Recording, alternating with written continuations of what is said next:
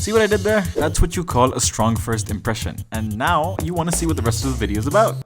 Hopefully. Coincidentally, that's what we're going to be talking about. Games that open with an incredibly fun, unique, or strong first impression. Now, what does that comprise of? Well, I'm glad you asked. There are an ungodly number of trailers created by big-ass marketing departments that should tell you exactly what the game is going to be about. But between cinematic trailers and a decline in demos and scam trailers and God, I hate cinematic trailers. Freaking mind!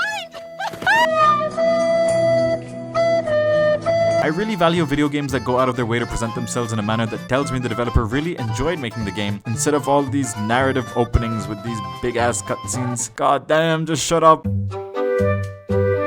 I love the classic intro. This is the shit that plays every time you boot up a game. It's like, so beautiful, such a classy sounding theme. The choreography is so fluid, there's all this color symbolism and animation, and you get these sneak peeks of the characters themselves before they hit you with the violin.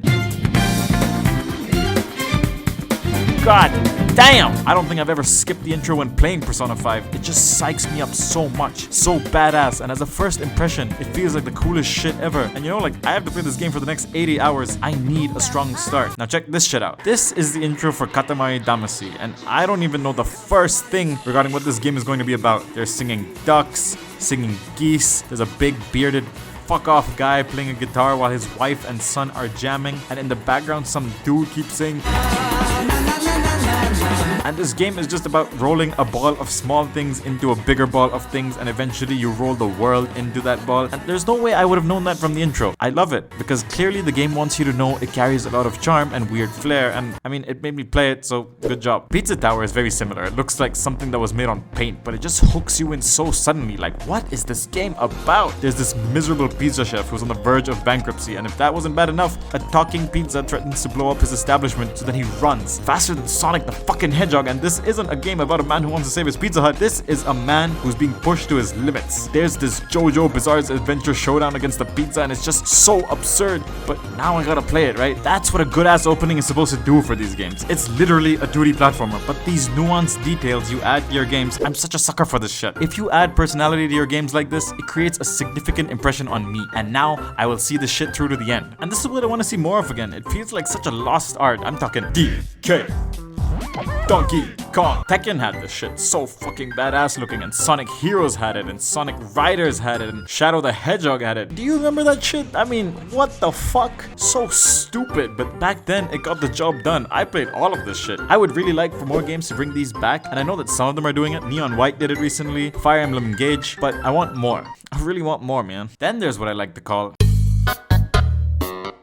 What is the opening whammy? Honestly, it can be many things. It can be these crazy ass cutscenes and narrative driven games that I was talking about earlier, or it can be little details in indie games that sort of create the atmosphere and lure the player in. More games could use strong starts like these because it creates an air of mystery, or immerses the player, or just looks downright badass, or is fucking terrifying. Undertale had one of the best first impressions I've ever seen in a video game, and it's when Flowey introduces himself. At first glance, I was like, damn, this is some baby ass game. Flowey's telling me to catch friendliness pellets, and I'm like, hell nah. And then he makes this creepy fucking face and tells me to die, and that made me think, what the fuck? This isn't a baby game. And now it's one of my favorite games of all time. Celeste is another one that won me over, and it wasn't through any single moment in particular, but a lot of little things put together. It starts off with the protagonists reassuring themselves. A soft melody plays in the background, and an ice block almost crushes you. A bird tells you how to play the game, and you notice the platforming mechanics are actually pretty robust. You meet an old lady, you try to cross a bridge, and then you're about to fucking die.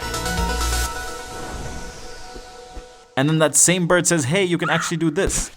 It's literally the bare minimum, but just a series of polished mechanics and sequences, and again, it hooks me and reels me in. Hollow Knight is very similar to Celeste in that regard. It starts off with a cryptic message and a mini cutscene of the final boss, before introducing you to the cutest protagonist with the emptiest eyes. A gentle but sad melody plays in the background. He stares off into the distance, and then boom, jumps from the cutscene into the game, lands on the ground, and these bugs fly across the screen, and he lifts himself up, and the atmosphere is set. Fucking masterpiece. Of course, there are several bombastic openings with super strong first impressions, big fuck off boss fights like in God of War or Dark Souls, piss your pants moments like in The Evil Within or Resident Evil 7, but it's when those relatively unknown games decide they want to stand out from the rest with these strong first impressions, and it really makes me come onto my keyboard. And the subscribe button. Whenever you decide you want to clean that up, please press it for me. Thanks. When all else fails, there's nothing better than a killer soundtrack to start the adventure in a video game, and to really get you in the mood for this, I gotta go with motherfucking Sonic the Hedgehog right off the bat. Green Hill Zone, baby, you know I'm there. Sonic is the most badass protagonist out there, and Sega really wants you to know it. There he goes, super fucking speed. But wait, Sonic the Hedgehog 2, Emerald Hill Zone. Oh mother god, I'm all up in this bitch for the second time. Surely it doesn't get any better than this.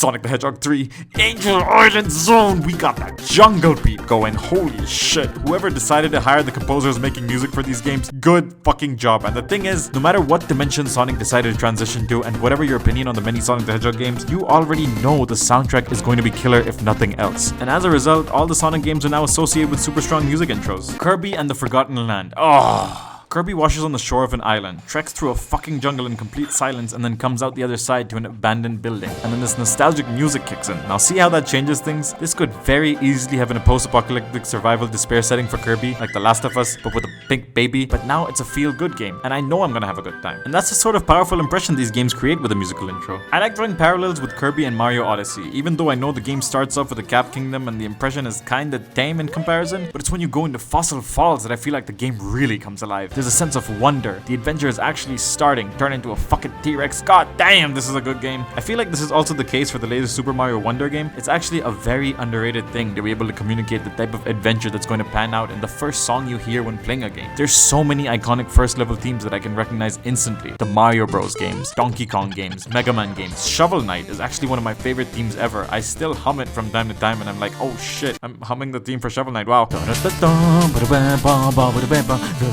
I don't think that's how it goes. A Short Hike. Man! This is a good ass game. This is the game I always tell people to play when they're experiencing gaming burnout. It's just a good old it's the type of song to put you into vacation mode. As soon as the game starts, your protagonist is told they're being taken to the countryside so that they can get away from the crazy, busy city life. And the game actually starts out with no theme at all. It takes a while to kick in, but once it does... you know what? I'm just gonna leave you guys here. Thanks for watching. Hadouken!